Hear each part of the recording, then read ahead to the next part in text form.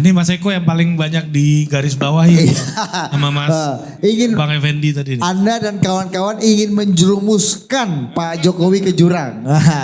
Kayaknya si Kudori ini baru diskusi sama Budi Ari ini. Setia di garis rakyat.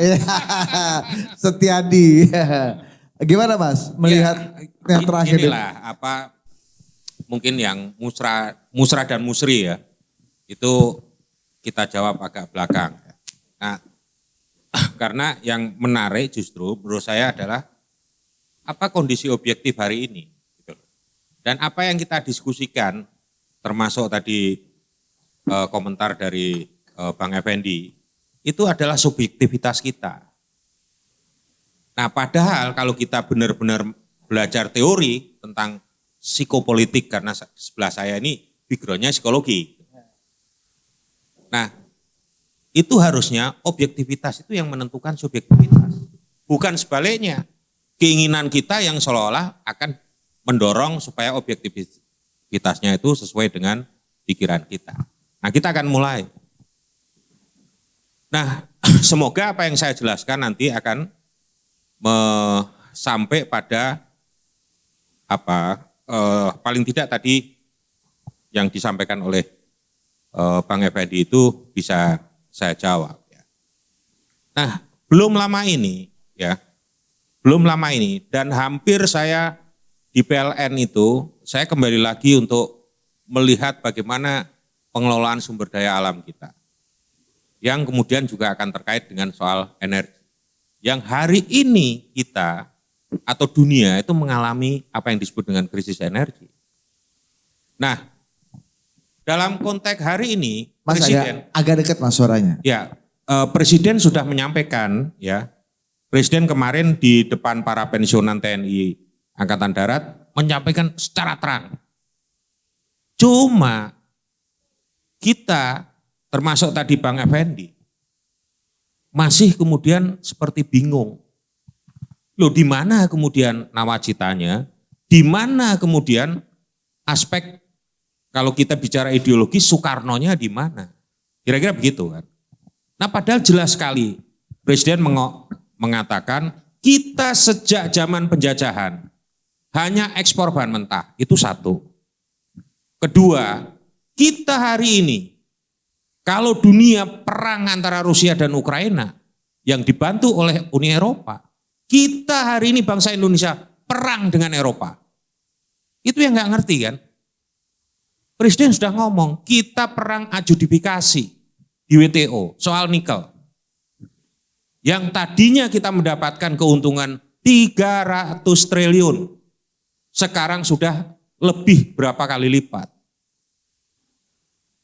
Itu adalah upaya policy Presiden Jokowi untuk berani menjadi Soekarno kecil, menantang institusi-institusi global yang dianggap tidak adil. Inilah, nah cuma memang kekurangannya, saya melihat betul teman-teman di istana misalnya, itu enggak menyampaikan ini, tidak mengerti, karena bahasa Pak Jokowi itu selalu bahasa sederhana. Tapi di balik kesederhanaan itu, dia melawan itu namanya institusi kapitalisme global yang di-create sejak awal tidak adil, namanya World Trade Organization. Dan masih banyak lagi soal subsidi.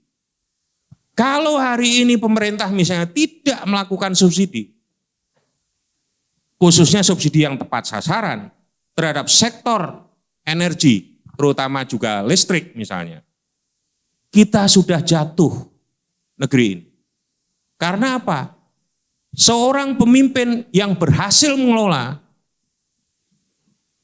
soal energi, dia juga akan berhasil mengelola politik. Nah itu saya kira penting di situ. Untuk sampai hari ini misalnya, meskipun pada kuartal kedua ini pemerintah, ini di luar prediksi para lembaga internasional. World Bank mengkoreksi, IMF mengkoreksi. Kita bisa tumbuh 5,44. Mereka mengkoreksi semua sebetulnya, tapi kita bisa tumbuh itu. Nah faktor itu ada di perdagangan komoditas dan keberhasilan untuk melakukan subsidi yang Presiden omongkan 500 triliun lebih. Dan dia ngomong tidak ada negara lain yang mensubsidi itu. Karena kalau tidak dilakukan, martabat ekonomi rakyat akan drop. Tapi di balik itu, saya yang ada di sektor kelistrikan misalnya, ada penyesuaian tarif dari golongan yang mereka tidak perlu disubsidi. Yang mereka punya listrik 3.500 ke atas. Sekarang mereka sudah menggunakan tarif adjustment. Artinya penyesuaian sendiri sesuai dengan harga pasar. Tapi yang 400 sampai 900 masih perlu disubsidi. Bukan hanya soal populisme dan masalah politiknya ya. Tetapi kalau mereka ini naik di atas harga keekonomian saat ini, dia akan jatuh. Ekonomi mereka juga nggak akan berkembang. Dan kalau kata Bang Effendi tadi ini juga berimpact pada kualitas endorsementnya Pak Jokowi. Kalau memang Pak Jokowi bisa menahan stabilitas politik. Belum lagi Presiden ngomong soal bagaimana capaian konektivitas. 2.000 lebih kilometer jalan tol dibangun. Sekian puluh pelabuhan dan macam-macam dipakai. Oke. Itu semua untuk menghubungkan jarak antara satu tempat dengan tempat yang lain. Supaya indeks logistiknya naik, supaya indeks efisiensinya naik, semuanya naik. Nah itu yang kemudian dicatat di dalam ease doing business. Supaya kemudian kemudahan bisnis kita, kemudahan investasi kita selalu naik. Tapi di balik itu juga ada aspek-aspek untuk merangkai Indonesia ini menjadi satu. Nah pada saat Bung Karno memerintah tahun era 50-60an, problem utamanya apa sih? Separatisme. Problem utamanya adalah penentangan terhadap pemerintah pusat. Yang daerah itu menganggap bahwa kita ini tidak adil. Kita ini punya sumber daya alam bergabung dengan pemerintah Indonesia, tetapi kemudian tidak. Nah itulah yang muncul kemudian namanya regional dynamic. Muncul pergolakan-pergolakan daerah. Semua ya, saya orang sejarah. Semua tesis para penentang Soekarno saat itu, semua mengatakan bahwa ini Majapahit, ini penjajahan dari pusat. Nah itu kita nggak mau semacam itu, supaya kemudian pembangunan itu merata, termasuk IKN, kira-kira begitulah. Nah ini apa yang dibilang sama Bang Effendi tadi gimana tanggapannya Mas? Apanya? Ini jangan Pak Jokowi jadi eksklusif. Saya ngerti, gitu. Artinya apa? Sebelum ke arah sana, kalau itu sih mudah nanti. Sebelum ke arah sana, ini kondisi objektifnya sekarang ini semacam ini. Dan saya masih punya pandangan sampai sisa pemerintahan ini ya, dengan kalkulasi misalnya produksi batu bara kita masih 60 tahun ya. Masih 60 tahun dengan produksi hampir 600 juta metrik ton per tahunnya. Dan sekarang ini mengalami peningkatan permintaan. Itu baru satu sektor. Belum sektor yang lain yang saya terangkan. Sektor batu bara ini aja. Nah seharusnya memang dengan kelebihan atau disparitas harga ini, pemerintah menaikkan pajak mereka. Karena apa? Itu yang dikatakan oleh Sekjen PBB sekarang. Keuntungan mereka itu keuntungan setan. Quote and quote ya. Karena apa? Mereka mendapatkan keuntungan di tengah penderitaan rakyat seluruh dunia yang sekarang mengalami krisis. Itu letter luck dikatakan oleh Sekjen PBB di dalam laporan mereka tentang krisis yang baru di-launching 3 hari yang lalu. Dia katakan itu. Seharusnya kemudian mereka mau sharing pain, berbagi penderitaan. Kira-kira begitu. Nah, konteks ini Mas. Belum nikel lagi. Saya akan ngomong agak lebih banyak soal ini supaya kemudian kita jauh ke depan. Nikel pemerintah Indonesia sudah menetapkan supaya tidak diekspor mentah. Kalau kamu mau punya alat teknologi dan sebagainya, investasi di sini. supaya nilai lebihnya ada di sini. Nah, ke depan ini dengan krisis energi ini, batu bara hanya akan jadi transisi di Eropa. Dia sebentar lagi kira-kira 7 tahunan 2027 dia akan kenceng melakukan usaha renewable energy. Kunci renewable energy itu material kritis. Apa yang disebut dengan material kritis? Salah satunya nikel, timah, kobalt, mangan yang ada di Indonesia salah satunya. Oke. Nah, artinya apa? Pergeseran geopolitik juga akan terjadi. Nah, ini musrah dulu Mas nih. Nah, musrah ini kayaknya seperti tsunami politik. Kayaknya gini Mas, apa dengan segala perjuangan dan sikap Pak Jokowi gitu ya? Ya artinya begini, ya saya ingin melihat bahwa mana objektif ini akan menentukan. Nah betul memang bahwa kalau kemudian ada lemdak, kemudian ada terjadi penurunan, itu akan berpengaruh. Ya. Tetapi sampai hari ini kita kan harus lihat perbandingan ya. Kan nggak bisa ngomong bahwa sekarang ini kurang 2 tahun Pak Jokowi masih 62% kira-kira. Kan nggak ada perbandingannya. Coba bandingkan aja sebagai orang survei misalnya, Kodari. Pada saat pemerintahan SBY periode kedua kurang 2 tahun sudah tinggal berapa persen? Tinggal berapa Bang? SBY? Lupa saya persis, tapi rendah ya, kecil dan banyak kasus waktu itu. Nah. Banyak masalah. Di bawah masalah 50? Hukum. Enggak kan, enggak sampai kan? Tetap antara range 50 sampai 60? Enggak berani ngomong karena lupa. Nah artinya, sejarah gelap waktu itu. Nah artinya apa? Artinya apa? Beri Jokowi 10 pemuda seperti saya untuk ngomong soal tadi. Selesai itu. Selesainya apa? Supaya kemudian narasi-narasi yang diperjuangkan Jokowi ini punya makna lebih besar lagi. Perjuangan dia di Eropa, perjuangan dia mempertahankan nikel untuk tidak diekspor bebas misalnya.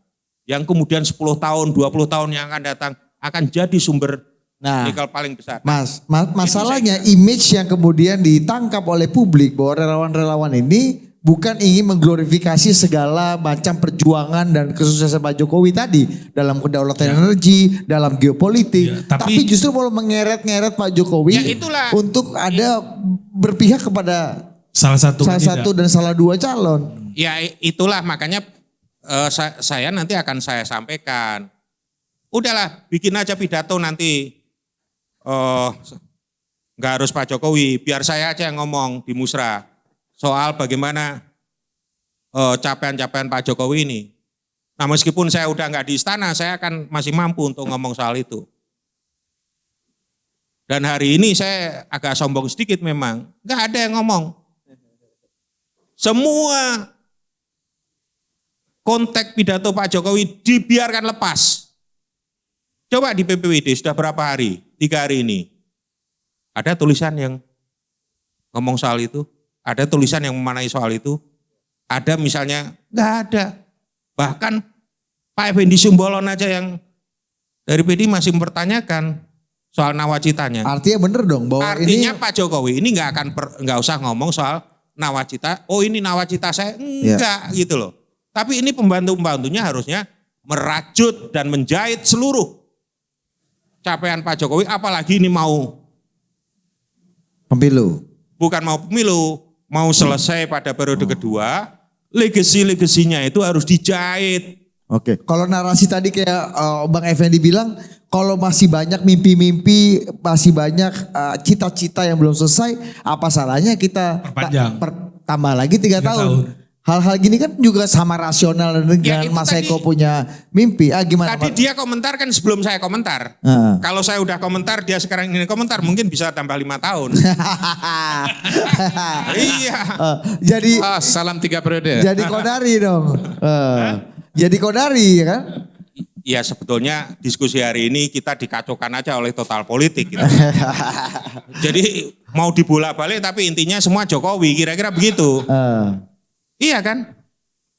Nah sekarang makanya kapan-kapan oke lah jangan seperti ini. Kalau disunya ada Rocky Gerung, kan nggak ada orang mau lari kalau ada Rocky Gerung. Kalau saya suruh Rocky Gerung ke sini. Kan berapa kali saya begitu kan. Iya. Nah artinya supaya kita ini fair. Lihat ini. Nah musrah saya katakan kenapa saya harus ngomong soal itu. Sebagai dewan pengarah Anda ini. Sebagai dewan pengarah musrah ini kan. Ya kalau mau diarahkan. Iya. Kan Muni kan nurut tadi katanya Mas Eko. kan kalau mau diarahkan gitu loh. Nah problemnya kan pengalaman-pengalaman yang dilakukan total politik kan kayaknya sulit diarahkan. Gitu. Nah musrah ini kan ya namanya siapa sih, mereka ini aktivis ya. Jangan lupa loh, musrah dilakukan oleh kelompok-kelompok relawan yang punya background aktivis dan punya agenda sosial. Pakai politik juga nggak apa-apa. Gitu loh. Nah, artinya bahwa musrah ini bukan mainan Jokowi. Kalau mereka kemudian ngomong bahwa ini sudah disampaikan oleh Pak Jokowi, oh iya, mereka pertemuan relawan yang kemarin saya nggak hadir karena sakit ya, itu saya dikasih tahu, disampaikan, iya. Mau bikin namanya siapa nanti si A, si B, si C dan sebagainya, ya. Mau dilaporkan nggak apa-apa, wong itu mekanisme mereka mau mencari aspirasi, terus kemudian dimuat di koran, diundang di Total Politik misalnya. Iya. Tapi ya katanya apa-apa kan, gitu loh. Mas katanya kan merah kata Jokowi, merah kata Projo. Ya putih kata Jokowi, putih kata Projo. Ya itu artinya apa yang diungkapkan relawan, apa yang kemudian ingin direncanakan oleh mereka, yaitu adalah aspirasi dan kemauan Pak Jokowi. Dan bahkan ada yang berpandangan bahwa relawan ini dipakai sebagai instrumen penekan Pak Jokowi juga terhadap orang yang mau di-endorse gitu. Nah makanya kemudian ini bicara saya soal kondisi objektif itu menjadi penting gitu loh.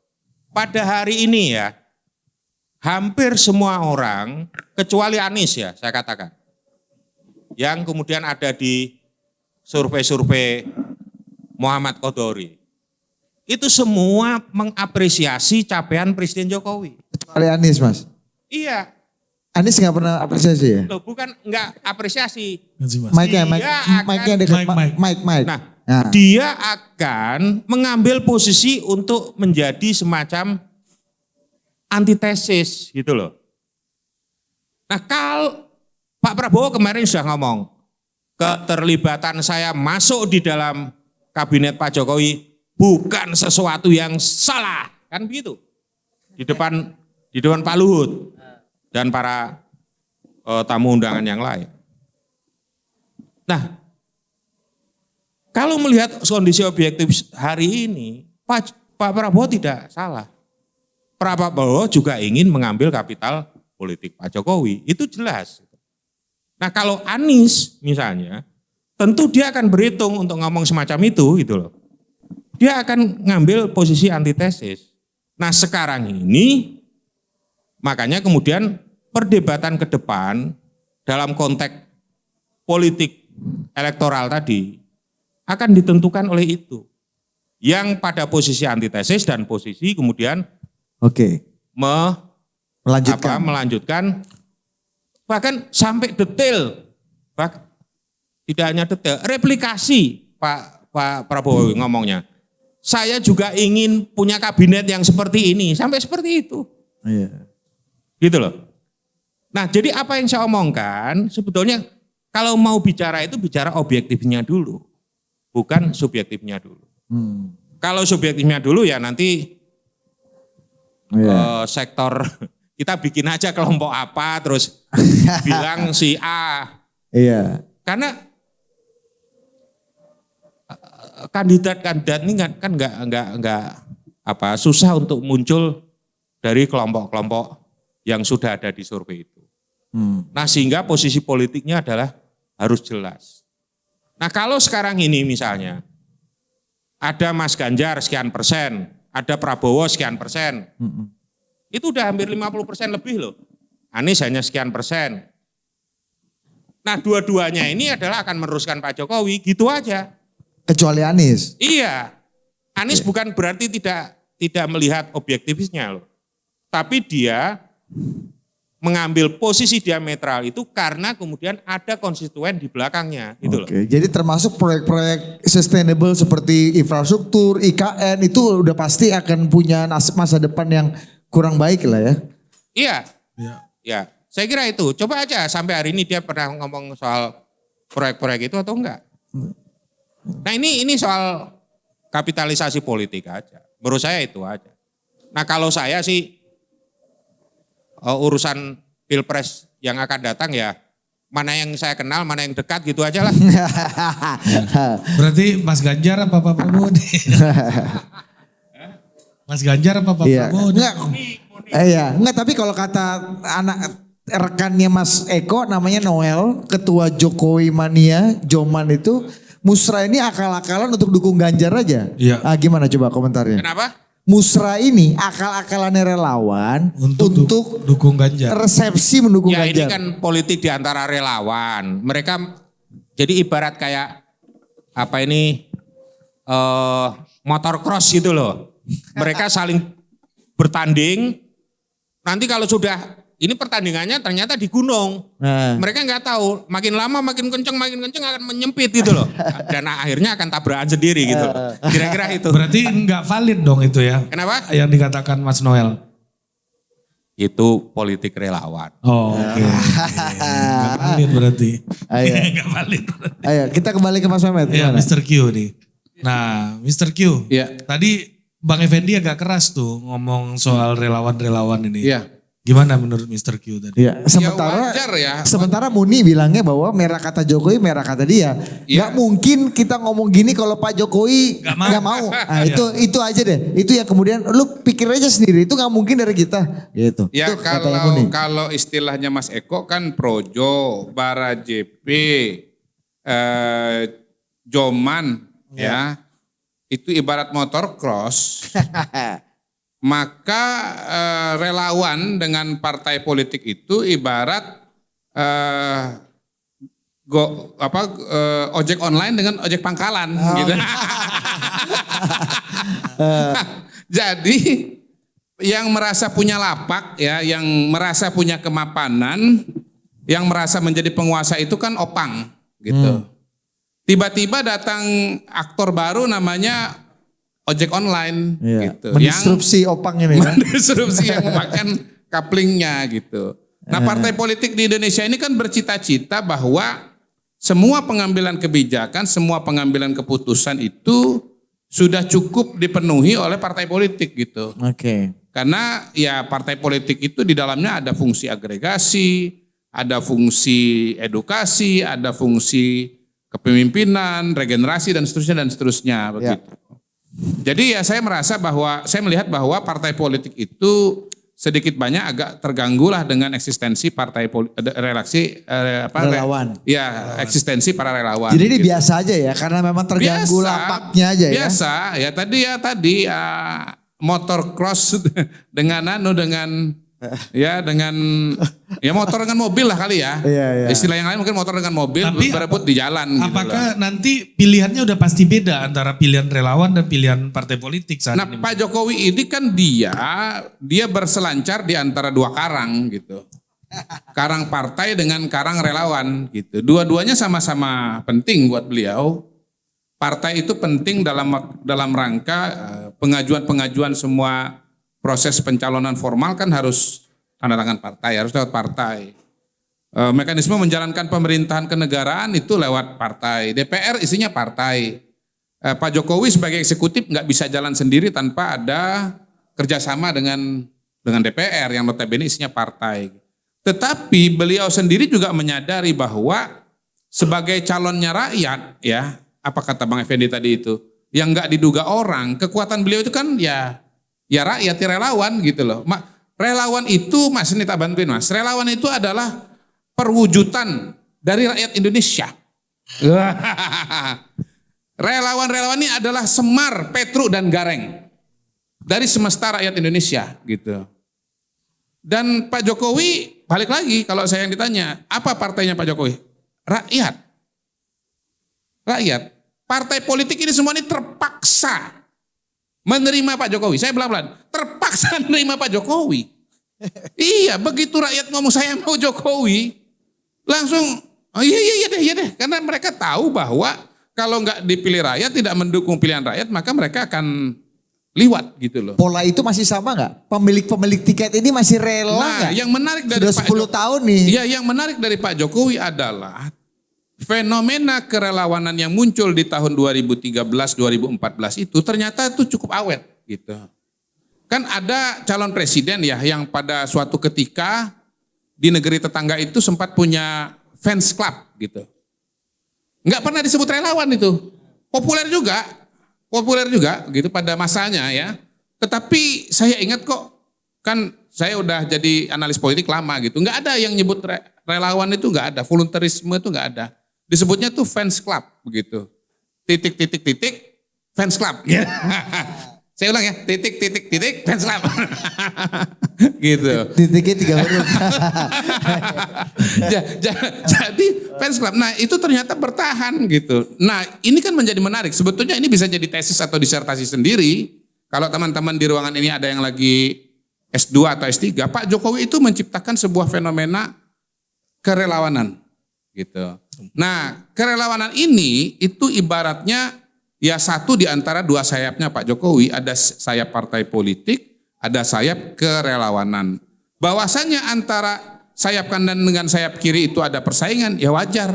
Jangankan antar partai politik dengan relawan. Di internal partai politik sendiri juga terjadi faksi-faksi gitu loh. Jadi ya menurut saya sih biasa aja dan Pak Jokowi melihat fungsi relawan ini penting karena nggak semua aspirasi dan pandangan yang dia rasakan perlu itu bisa dia peroleh dari partai politik begitu dan dia bisa peroleh dari relawan.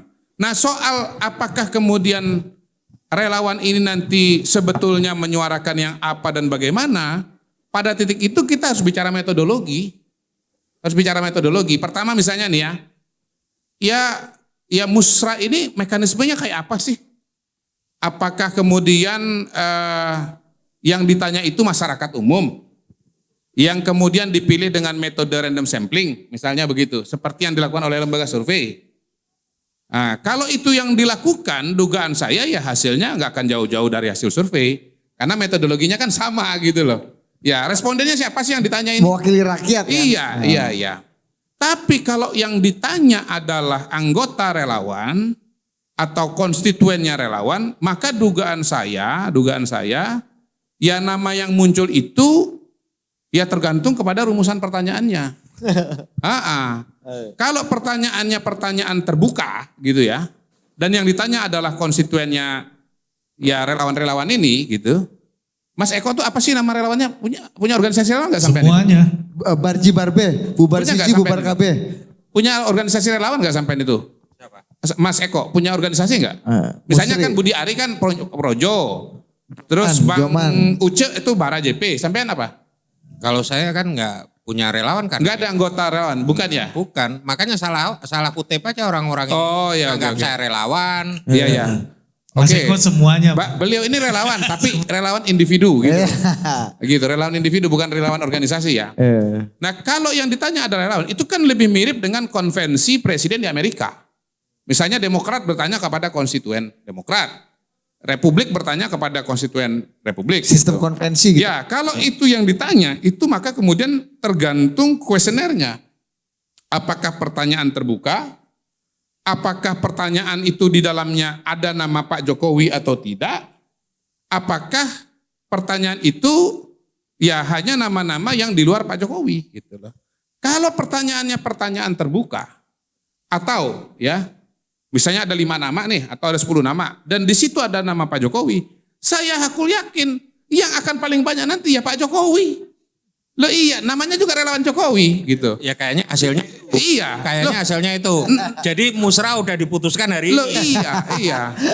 Noel itu gak ikut kan karena dia split personality. Ya, Noel itu split personality.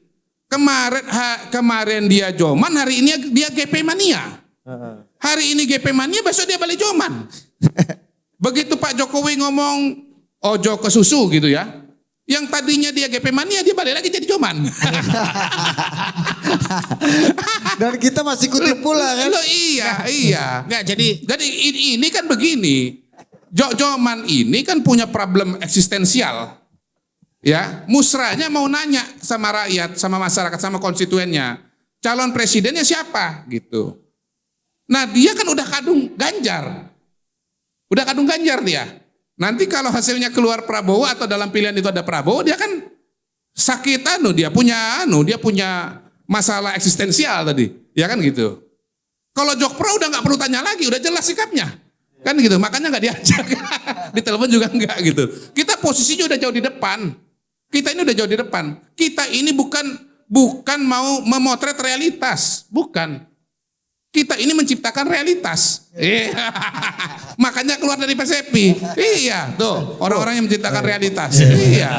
Juga ya. Nah, sesungguhnya kayak Mas Baron tuh ya. Mas berdiri Mas, boleh Mas izin Mas. Nah, Mas Baron dan Dardono ini, makasih Mas. Mas Baron ini adalah relawan lamanya Pak Jokowi. Namanya cabai rawit gitu. Waktu saya cerita dengan Joman kan, iya ini yang isinya Jokpro ini ya kebanyakan teman-teman relawan Pak Jokowi. Misalnya Mas Baron namanya organisasinya namanya cabai rawit. Wah, nggak pernah dengar. Saya balikin. Bro, yang namanya relawan Pak Jokowi itu banyak banget. Yang nggak kedengaran jauh lebih banyak daripada yang kedengaran gitu loh. Kalau yang relawan Pak Jokowi itu cuman yang didengar oleh masyarakat kayak Joman, kayak Nol segala macam, Pak Jokowi itu nggak mungkin kuat gitu. Pak Jokowi itu kuat. Kenapa? Relawan itu banyak banget. Relawan yang nggak ikut musrah ini banyak banget gitu loh. Tapi ya apa? Ya itulah kenapa kemudian saya lihat Pak Jokowi itu perhatian kepada relawan itu juga besar. Kenapa? Di sisi ini ada partai politik, tetapi ada realita lain gitu, yang juga sama pentingnya, yaitu relawan yang merupakan pengejawantahan atau pengorganisasian dari suara masyarakat Indonesia yang tidak di partai politik. Kan Bang Effendi, mana itu relawan? Kartu anggotanya. Ya kalau ada kartu anggota jadi partai politik dong. Jadi ormas. Ya relawan ini adalah masyarakat Indonesia yang memang tidak terdaftar sebagai anggota partai politik. Bang, makanya relawan. Iya. Begitu dia masuk partai politik, bukan relawan lagi namanya, tapi anggota partai politik. Politisi. Benar. Sayang Bang Effendi gak ada di sini. Iya. Enggak kok. Kalau tadi tesisnya Bang Effendi bahwa musrah ini adalah mengeksklusifkan Pak Jokowi. Itu pertama. Yang kedua menjerumuskan ke dalam jurang. Ini bahaya banget ini. Ya tentunya ini harus ditanyakan kepada yang melaksanakan musrah ya. Kami kan nggak melaksanakan musrah gitu. Dewan pengarah. Iya, hanya harus tanya dengan dewan pengarah gitu. Tetapi yang mengarahkan. Tetapi kan begini. Ya teman-teman relawan ini kan bersama dengan Pak Jokowi sudah cukup lama. Ya tinggal dilihat aja selama ini ya ke arah mana sebetulnya Pak relawan ini memberikan aspirasi, pandangan dan masukan dan perubahan begitu. Tetapi poin saya adalah bahwa Pak Jokowi dalam mengarungi perjalanan menuju 2024 kan pasti tengok kiri tengok kanan, lihat di masyarakat, ada yang beliau kunjungan langsung, ada yang beliau mungkin baca survei, ada juga yang ya ada beberapa kelompok-kelompok yang melakukan agregasi aspirasi gitu. Ya termasuk partai politik gitu. Pasti Pak Jokowi juga dengar tuh omongan PDI Perjuangan, omongan Golkar, omongan partai lain. Tapi salah satunya adalah relawan ini gitu. Jadi menurut saya sih Pak Jokowi sangat memperhatikan musrah ya, apa yang terjadi dan bagaimana nanti hasilnya. Jadi menurut saya sih kalau pertanyaannya ya total politik ini Safari 2024 itu sangat penting dan sangat strategis untuk bertanya dan melihat bagaimana nanti hasil dari musrah yang dilaksanakan oleh para relawan. Nah ini yang tadi menjerumuskan ke jurang ini nggak tepat berarti? Gak berani ngomong, mungkin harus beliau yang jawab. Gak berani ngomong nih Mas Eko. Iya, Mas Eko. Terakhir Mas, gimana nih pola relawan ini yang sangat cair karena Pak Jokowi memang menginisiasi dan merangsang masyarakat sipil baik yang terorganisir secara kuat seperti Joma, seperti Projo dan kawan-kawan, termasuk bapak-bapak yang lebih relatif kecil-kecil gini. Nah, gimana mereka ini nanti dalam variabel keputusan endorsement dan langkah Pak Jokowi di 2024 ini Mas? Ya saya kira begini ya. Musrah ini kan salah satu yang di-create oleh kelompok relawan. Nah nanti akan ada salah dua juga, akan punya kegiatan relawan lagi di mana. misalnya GK Center. Mungkin nanti sebentar lagi ada di Banten yang sudah mengusulkan akan ada pertemuan 10.000 relawan yang berbeda-beda. Iya, iya Mas, banyak. kasih dekat dulu mic-nya. Artinya apa? Artinya ini tesis bahwa misalnya relawan itu selesai pada saat pemilu selesai, itu memang tidak terjadi selama Pak Jokowi ini. Karena memang Pak Jokowi selalu membangunkan itu. Nah di dalam tulisan-tulisan saya katakan bahwa Pak Jokowi itu mencerminkan pemimpin politik yang modern. Karena dia selalu membangun komunikasi, tidak hanya dengan partai politik ya, tapi juga dengan masyarakat dan kemudian dengan para relawannya. Ini yang juga punya kontribusi terhadap keefektifan dalam menjalankan pemerintahan. Nah, itu saya kira dan keyakinan saya bahwa Pak Jokowi tidak akan membubarkan relawan ini sampai 2024. Karena keefektifan dia juga akan ditopang oleh teman-teman relawan. Nah, itu yang satu. Sehingga kemudian jangan hanya melihat bahwa relawan ini kegiatannya hanya musrah aja. Kalau musrah saya yakin kok apa yang sudah dikatakan Kodari ini betul. Kalau misalnya dibuka pertanyaannya ada nama Pak Jokowi, dia akan milih Pak Jokowi semua. Gitu loh. Hari ini saya mau ke sini, saya ngomong apa arahnya? Ketua saya bilang gitu. Prabowo atau Anies, saya tutup Ganjarnya. Dia nggak ke Ganjar lagi. Arahnya Jokowi. Gitu aja gitu loh. Ini saya buka aja. Gitu. Ini saya buka aja. Artinya apa? Ketika kita tekan-tekan, istilahnya kita peras-peras terus, Pak Jokowi lagi. Berarti Ganjar yang di-endorse Pak Jokowi kata orang-orang nih nggak valid juga dong. Termasuk Joman ya. Ya, termasuk Joman ini. Kenapa? Ya arahannya pokoknya Pak Jokowi gitu aja. Belum ada dong. Jadi artinya musrah itu udah selesai dengan jawaban di WA saya itu gitu loh. Jadi yang mau keliling ke 34 itu sebenarnya udah selesai jawabannya. Termasuk yang diomongkan Kodari tadi. Jokowi. Kenapa? Jokowi lagi berarti. Iya. Jokowi lagi, kalau Mas. memang pertanyaannya ada yang terbuka soal Pak Jokowi gitu loh. Iya. Nah kalau enggak kemudian apa? Dia akan dipotong oleh rakyat kalau pakai istilahnya Kodari. Karena apa? Projo setia di garis rakyat. Gitu. Kalau berarti nama yang seliweran Ganjar, Prabowo semuanya itu belum ada semua nih, masih Jokowi semua. bukan, maksudnya kalau daftar list pertanyaannya itu ada Jokowi, ada Ganjar, ada ini, pasti yang akan dipilih paling besar Jokowi. Karena dia relawan Jokowi. Iya, iya. Makanya cuman GP Mania nggak ikut. Iya. Karena udah pilih Ganjar. Ya kan sesama tukang ojek nggak boleh saing gitu. Nah kira-kira itulah. Makanya sebetulnya pesan Pak Jokowi sebenarnya yang penting ya bahwa memang ini suasananya suasana berbeda. Ini memang sudah masuk ke tahun politik, iya meskipun masih 2 tahun. Tetapi ini ada suasana yang misalnya krisis dan sebagainya. Meskipun tadi saya katakan bahwa kita masih dalam posisi yang baik, tetapi bukan tidak terdampak. Kita sudah terdampak. Inflasi kita juga naik, meskipun dalam konteks yang terkendali. Kira-kira begitu. Harga-harga naik. Apa yang dikatakan Pak Effendi tadi di jalan masyarakat juga, iya itu ada.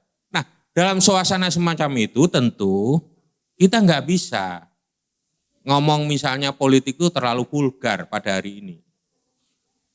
Nah, pengennya saya ngomong politik ya hiburan aja kayak hari ini. Saya nggak nganggap serius hari ini. Ya substansinya tadi Ya, kan soal krisis. besok misalnya, saya akan tanya Muni ini, saya perempuan Projo mau bikin musri enggak? Kan musrah gitu, bikin begitu aja ngapain? Supaya kemudian kami musrah-musri Indonesia gitu loh. Sri Kandi. Musyawarah Sri Kandi Projo ya. Bersatu untuk Jokowi gitu loh. Saya kira itu aja enggak. Mas, oke, pertanyaan terakhir. apa sih yang dimauin Pak Jokowi kepada relawannya? Apa sih yang akan dilakukan Pak Jokowi pakai cara solo ya tadi? Iya. Untuk berdamai dan berkompromi dengan partai-partai, dengan Ibu Mega supaya sama-sama Ya itulah. kemauan Pak Jokowi dan kemauan Ibu Mega sama Di dengan pertemuan terakhir partai-partai aja ya, koalisi. pertemuan terakhir seminggu yang lalu kira-kira. Meskipun saya nggak hadir di istana, saya diundang sebetulnya.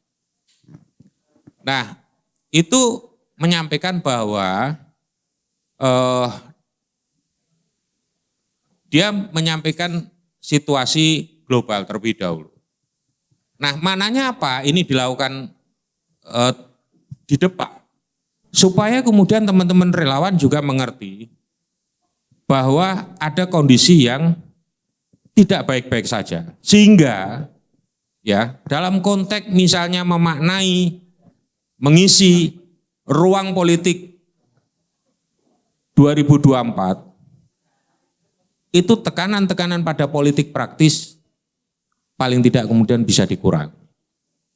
Itu yang menjadikan kemudian Presiden supaya kita sama-sama konsen terhadap pemulihan ekonomi, terhadap dampak krisis ini dan sebagainya dan sebagainya. Saya kira itu supaya kemudian urusan 24 sudah nanti tunggu komando saya. Saya kira itu. Dan itu diulang-ulang. Sebetulnya diulang-ulang. Oh ya, berarti belum ada nih ya. Belum ada nama di kepala presiden pun belum ada. Kok tiba-tiba Bang Muni ngomong Prabowo nih? Dari mana? Terus kita tanya, ya masa Projo beda sama Jokowi sih ya gitu kan yang bikin merah kita kan kata Jokowi. kita percaya jadinya. Ya Muni ini kan makhluk politik juga. Iya, gitu. makanya. Sama dengan Mas Kudori gitu loh. Tapi kan udah bilang merah kata Jokowi, merah kata Muni. Ya merahnya kan masih setengah sekarang. Menurut saya itu nggak perlu dipertentangkan gitu, karena seperti yang saya sampaikan di depan, sekarang antara Jokowi dengan Prabowo itu sudah satu garis. Setia kepada rakyat. Jadi antara Jokowi dengan Prabowo dengan Muni itu kira-kira mereka sudah satu garis, satu frekuensi gitu. Jadi menyebut nama Jokowi ya iya, menyebut nama Prabowo juga ya iya gitu loh. Jadi ya tidak bertentangan ya bahwa menyebut nama Prabowo itu sebagai sesuatu yang balik lagi, pertama objektivitasnya memang ada. Kata Mas Eko kan kita jangan lari dari objektivitas kan Mas. Nah per hari ini saya katakan nggak lari dari objektivitas si Muni ini gitu. Kecuali kalau dia keluar dari objektivitas, dari variabel-variabel dasar yang kita bisa hitung bersama, ya partai politik ya, elektabilitas gitu, baru kita bisa katakan ya Muni itu ngawur gitu kan gitu. Tetapi sejauh ini kan sejalan gitu ya. Jadi menurut saya sih ujungnya begini, kalau saya pinjam istilahnya Bang Effendi tadi, ya 1,5 tahun itu pendek tetapi juga bisa panjang juga gitu. Anything can happen. Oke. Ya menuju pendaftaran calon presiden kan kurang lebih sekitar 1 tahun lagi gitu.